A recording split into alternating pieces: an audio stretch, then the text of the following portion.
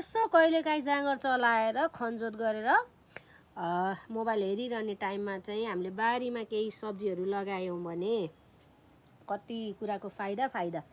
एक त पैसा जोग्यो, अर्को त आफूलाई खान मन लागेको बेलामा मिठो तरकारी खान पाइयो है। मासुमा चट्ट 2-3टा मुला उखालेर ल्यायो, सट्ट पकायो, मिठोसँग खानु पाइयो। अनि कहिलेकाहीँ अब यो मुला बढी भयो भने मजाले राम्रो भयो भने सुकाएर चाना बनाएर राख्यो, जाडो महिनामा गेडागुडीसँग सुप बनाएर झोल बनाएर खानु पाइयो हैन।